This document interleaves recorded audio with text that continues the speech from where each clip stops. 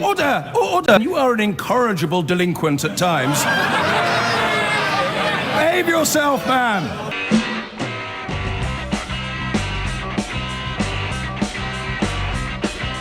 I've been going out with a girl, her name is Julie, but last night she said to me when we were watching telly. Adam in Croydon, hello. Hi, Sheila. Thanks for tuning in. I'm a real advocate of Trump. I'm glad he's here. We need a Trump over here fast. Do we? To sort out, just seriously, to sort out the entire country. Just for one instance, the six building companies monopolise this country. They're super rich, super greedy, stopping affordable housing. Trump would take them on. None of these governments can. They're too weak. For decades they've been doing nothing. You know, nobody can afford to live anywhere. We're just exploited by bloody landlords. The other thing is... Be careful with your language. If you would apologise. The feminisation of the workplace, Sheila. Yeah, what's There's no that? dynamic. There's no male dynamic. I've worked in loads of places. The women have taken it over. It's all very cosy and lovely, and they follow the procedures. There's no movement. There's no progress. Men are demonised in the workplace, a lot of places. Are they? And yes, he'd take that on as well. We need a 50-50 What would that balance. look like? What? Taking men on in the workplace, these poor demonised men. What would that look like? Taking on the workplace scenario, so you get a 50-50, and you get a male dynamic as well. You go to all the councils, you go to media, it's all run by women now. They only employ women, they're just as biased. And so, there's no dynamic. It's losing the male dynamic. We need Trump to do that. This isn't about against women or against men. It's a balance in the workplace. The other thing is the Eton-Oxbridge... Hello? Yeah? Go on. The Eton-Oxbridge career politicians, all in it for themselves. We know that it needs to change, and the whole system needs to change. Now's the time. We don't have a prime minister. Now's the time to. The thing is, we need someone as forceful and dynamic and as strong as Trump to do it. On the woman stuff, I mean, I'm a bit flabbergasted. I mean, women have only been travelling towards something like equality in the workplace for about 5 minutes. Why are your knickers in a twist so early? Well, all for equality, great, but I'm just going from my personal experience. You should never do that if you're going to make an overarching point. It needs to be more than personal experience, doesn't it? That's all I can go on, and from what I can see... You could read a book, listen to other people. My peer group. I've been in advertising, media, marketing, the council. I've seen what's happening in the workplace. Not saying you, Sheila, and LBC. No, I'm not taking it personally at all. I'm thinking of the bigger picture. Yeah, but we need a balance, and women has got to start employing men. They want the comfort zone. If they're not responsible and capable of dealing with men, they shouldn't be in a position of authority. Do you know what I can see through the glass looking at me now while I'm talking to you? Donald Trump. 4 men. 4 men. Oh, what, there's a man answering the calls, there's a man producing the programme, there's a man being wonderful with the technicalities that I can't muster, and there's another man just behind him who I think brought me a cup of tea. That's lovely. Love it. LBC, you're doing the other thing is Maajid. That's a coincidence. There's plenty of women here as well. No, it's terribly feminised. We're all sitting in corners knitting and crying. And it's terrible. Such a bore. Yeah. No, we all love each other. But the thing is, Maajid wouldn't take the call this morning because he was so biased against Trump. We've all got a bias. We're all coming from our own place. I'm horribly biased against Trump. I can't deny it. I know you are. You are. I mean, the thing is... he needs to do something for me to change my mind, and he hasn't done it yet. Right, okay. We'll see what happens. We'll see. Maybe he'll ban women from the workplace. You'd be happy. And I'd have more time on my hands. Christopher wants to speak to us from Kingston. Tell us what you think, Christopher. Yes, good morning. I want to make a comparison of the energy costs which our industry and business have to endure compared with the United States. Now, I think his name, I forget the name of the author, Rupert Dorval. He's written a book called Green Tyranny. Writing in Saturday's Daily Telegraph, I remember the statistics. He was talking about the fact that in this country, business pays about 8.5p per kilowatt, compared with half that in Alabama. He then goes on to mention the fact that the success of fracking in the United States, which is only here on a trial basis, and the science of it is ignored because in this country they're only allowed the tremor cannot exceed 0.5, when in effect the government's own scientists say it's safe to frack to a level of 1.5. So the science is being ignored for political reasons. So Christopher, bringing it back specifically to the trade negotiations, am I hearing you correctly? You think we don't have the strength of hand to negotiate properly? No, on the contrary, talking about the trade negotiations, with the US. What I find confusing is that we allegedly claim to have a surplus of some 60 billion a year. I'm not sure if that's dollars or pounds. The Americans also claim to have a surplus with us. Juliet Samuel, writing in the Telegraph about a month ago, pointed this out. I don't know how you calculate whether you have a trade surplus or not. I tried to follow the mathematics of this through various links, and it's obviously a calculation on exchange rates at given times of the year. I think we've been in a great position with the United States. When we joined the EU, it was, 40% of world GDP. Now it's down 15%. United States is now it's being able to export its energy. It changes its foreign policy because it's going to be a much wealthier nation. Now it's not. Congress has allowed that to occur. Right. We should link ourselves wholly at the American hip. So the US is at 15.8% of world GDP. Yeah. We're at 2%. How do we stop becoming a vassal state, economically at least, of the United States of America after voluntarily leaving a seat at the table at Brussels where we have a senior say in what happens in the European Union? We don't have a senior say, even a junior say, in what happens in US politics. I wouldn't use the word vassal state. If we trade at a surplus, as we claim to do, if we go to the United States on a free trade deal or even on WTO terms of 3%. Now, Peter Lilly, who was involved in the setting up of the WTO, the original Uruguay round, in some detail wrote about 6 months ago 32 reasons for a WTO deal, or if we could get a unilateral, go for free trade with the United States. I understand the Americans' position. The Americans, for example, the Europeans put a 10% tariff on their imports, whereas America on their cars, it's 3%. I mean, I support the Americans at this. It's logical. I mean, absolutely right. Yeah, we wouldn't be a vassal state. On the car, Christopher, on the car thing, I'm not going to challenge you on that because actually you're correct. There are higher tariffs on American cars coming into the European Union than there are on European cars coming into America, and so Trump had a point when he complained about that. But specifically on standards, you're talking of a surplus and how that can be used in our advantage. I'm talking of food standards, for example. Oh, are you only talking about food standards? But well, no, that's an example. I was talking about trading standards. Yeah, but are you not worried about the standards dropping? Well, I think the equivalent of the WHO or the American Health Association gave this so-called chlorinated chicken a clean bill of health. I mean, I think it's been grossly exaggerated. I was talking about specific trade. It's not just the chlorinated chicken, though, is it, Christopher? Sorry? It's not just the chlorinated chicken, is it? I don't think the food standards are inferior. I don't accept that. I mean, all the regulation from Europe we can dispense with. I want to look at trading. I want to look at the fact linking up with the United States. So you're okay. You're okay with genetically modified food being available in our market? I don't have a problem with it personally. All right. I also, as far as the United States is concerned, can we talk a little bit about climate change for a second, or alleged climate change? From America's point of view, I think it's absolutely right that the president has pulled us out of the Paris Accords because it's only aspirational for countries like India. When you say alleged, Christopher, when you say alleged climate change, are you suggesting in any way that that basically man-made climate change isn't real? I'm not sure about that, but the fact that we're supposed to be responsible for 1% of world emissions, the fact that we're punishing people in this country with these green levies. In fact, the poorest of the society are paying a lot more on their utility bills because these absurd green levies. And to see Michael Gove prostrate himself in front of that 16-year-old Swedish girl was absolutely absurd. So that's what I'm trying to understand. You say alleged climate change. That's very different to... Christopher, hold on. Let me get the question now. Let me get the question. Yes. I use the word alleged because let me ask you the question, then you can respond. Because you've said the word alleged. Yeah. The answer you gave me right now wasn't an answer to the question I asked you. Right? The answer you gave me was your criticism of how we're dealing with climate change on a policy level, which is not what I'm asking you. And then you brought in how Michael Gove prostrated to that girl. That's not my question to you. My question to you is, you use the word alleged. Are you disputing man-made climate change? I think there's a lot. I am. I'm not convinced I am not convinced that the jury's out on that, because when you had a situation a few years ago where the University of East Anglia doctored all those emails, and the so-called scientists, they're not climatologists. Many of them were geneticists. They're eminent scientists in their own field, but they're not climatologists. So when people talk about and you relying on expertise, are you sure that climate scientists themselves agree with you?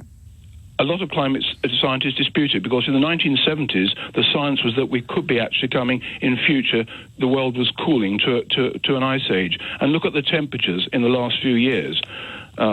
They've climbed. Look at so which climate scientists take the position that man-made climate change is fake? I'm not saying they're fake. They dispute. There's not enough evidence. My understanding which ones? I can't think of them. There's a lot of prominent just made a claim. climatologists in the United States. I agree with Christopher Booker. He came to one of my debates about the European Union. He's written a book about this. I agree with Nigel Lawson's position on this. I'm not asking you about climate scientists. Yeah, yes. They would have a greater knowledge of Nigel Lawson isn't a climate scientist, is he? Sorry? Nigel Lawson written a book about this. No, climate scientists. I can't think of the names offhand, but I agree with Booker and Nigel Lawson, who's sceptical about this climate science. No, you just relied on, you said a lot of the people that endorsed the fact that man-made climate change is real did so, and they weren't climate scientists. Exactly. They were other forms of geneticists, other forms of scientists. Yet I'm asking you, therefore, I assume from that response that you yourself would want to rely on climate scientists alone to decide. Yes, quite right. And you haven't cited me one. I can't think of their names, but there's been a lot of professors, so I can't remember these names. I just look at what Christopher Booker's written convincingly about this, name these particular individuals, as has Dean Nigel Lawson.